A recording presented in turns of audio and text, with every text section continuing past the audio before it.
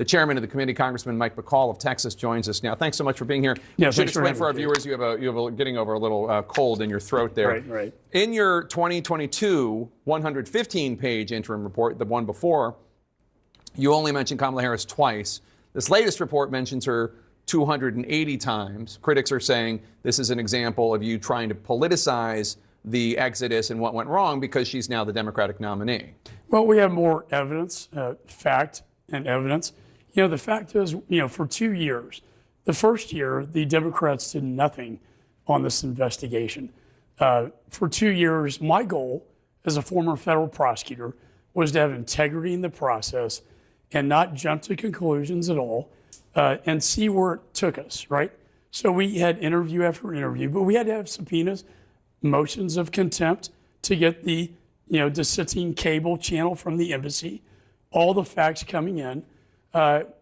If you read the report, Jake, it's very professional. This is not a political hatchet job. We want to get to the truth because, number one, we want to make sure this never happens again. Let me just ask you a question. Do you think, I want to just take out, this is something that I'm curious about, taking out the Trump and Biden decisions and how it went down, do you think that the U.S., it would be better if we still had troops in Afghanistan? I do. You do? I think that was the advice in our report. The chairman of the Joint Chiefs of Staff, Milley, General McKenzie, CENTCOM Commander, Miller, IC, myself. Look, 2,500 is a light footprint to stabilize Afghanistan. 6,500 NATO. Air cover, very important. Contractors. It all stabilized Afghanistan. When President Biden came into office, it was a go to zero approach. In other words, we're going to withdraw the military, the contractors, and most importantly, the air support. The Afghan military didn't have a chance after that. And the problem I saw, competing between state and the White House and the DOD, was that the DOD had a grim assessment. And I saw it at the time. State and the White House had a rosy that everything's going fine, but it wasn't. Right. The State Department, by federal law, is required to come up with an evacuation plan. They failed to do so, and that's why we failed that day. In fact, the plan was not even initiated until the Taliban overran Kabul. So your new report claims that a, quote, vast amount of information that could have provided answers regarding the Abbey Gate attack was deleted or destroyed in the wake of the bombing, including the destruction or deletion of photos, videos, and more. Pentagon spokesman Major General Pat Ryder was asked about this today, and he said he wasn't aware of, quote, any intentional destruction. But do you think it was intentional, and how? Yeah, I don't. CENTCOM, because of my investigation, CENTCOM reopened a review after Tyler Vargas Andrews, a sniper, said I had the suicide bomber in my sights, and he was not given permission to engage. Right. All we wanted were, give us the videos, give us the photos. The problem is that they destroyed almost all of the videos and the documents. I don't know. I'm not going to say it was intentional. The fact is we just don't have the evidence. The best evidence we have were the Marines on the ground who have testified that they saw the Taliban shooting Americans. One of the soldiers said, I was shot by a gunshot by the Taliban. Why is that important?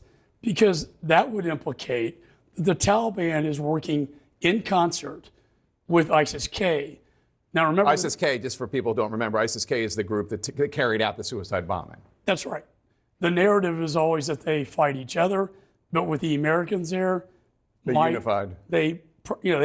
And the bomber came out of Bagram. By the way, Jake, thousands of ISIS prisoners escaped out of Bagram that are a threat to the United States today. So the National Security Council spokesman John Kirby was asked about the report. He said it didn't contain anything new, and he added this.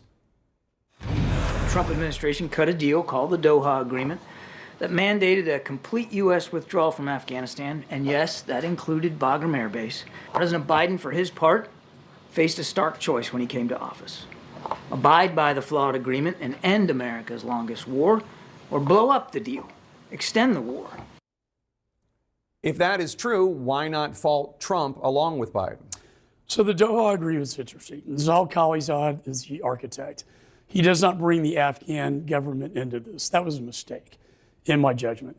The Doha agreement had conditions. One, Taliban, if Taliban's hitting U.S. forces or harboring al-Qaeda, like they did Zawahiri, the number 2 to bin Laden, that would be in violation of Doha. What happened? Secretary Mike Pompeo went to President Trump and said, look, they're still in violation. We have to keep the 2,500. President Trump made the decision to keep 2,500 troops and 6,500 NATO and air cover. On day one, President Biden came into office and I think made the political decision that he was going to go to 0. Don't take my word for it. His spokesperson said the Doha agreement is immaterial to this evacuation. All right, Chairman Mike McCaul, it's good to see you, sir. Thank you so much.